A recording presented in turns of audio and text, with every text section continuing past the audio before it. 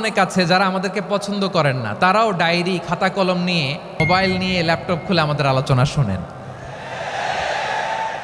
আমি তাদেরকেও ভালোবাসি, কারণ আমার স্লোগান হচ্ছে, হেরে যাবে ওদের হিংসা, ষড়যন্ত্র, জিতে যাবে আমাদের ভালোবাসা। যারা আমাদের বিরোধিতা করে, আমাদের ব্যাপারে ঘৃণা ছড়ায়, তাদের জন্য আমাদের বুক ভরা দরদ আর ভালোবাসা আছে না নাই? কারণ ভালোবাসা দিয়ে যা জয় করা যায়, কঠোরতা দিয়ে তা পারা যায় না। তো যারা বিরোধিতার জন্য আমাদের আলোচনা শোনেন, তাদেরকেও ওয়েলকাম। যারা আমাদের আলোচনা আউট অফ কনটেক্সট নিয়ে এক জায়গার মাথা আর এক জায়গার লেজ জুড়ে দেন, তাদেরকেও ওয়েলকাম।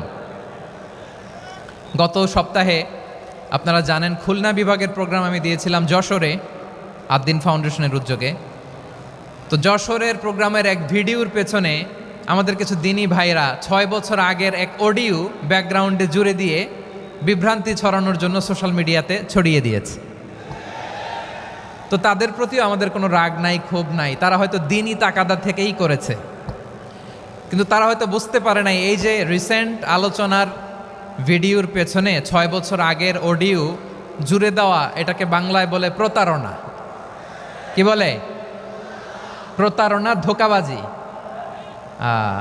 এখনকার আলোচনার ভিডিও আর ব্যাকগ্রাউন্ডে এডিট করে লাগিয়েছে 6 বছর আগের অডিও।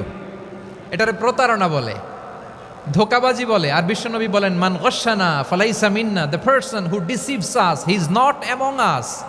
যে আমাদেরকে ধোঁকা দেয়, সে আমাদের অন্তর্ভুক্ত নয়। তো বিশ্বনবীর এই হাদিস তারা মনে রাখে না। তো এই জন্য শুধু বিশ্বনবীর প্রতি সাল্লাল্লাহু আলাইহি ওয়াসাল্লামের প্রতি সেরেফ ভালোবাসা আপনাকে বাঁচাতে পারবে না, যদি বিশ্বনবীর আদর্শ আপনি গ্রহণ না করেন। তার জলজান্ত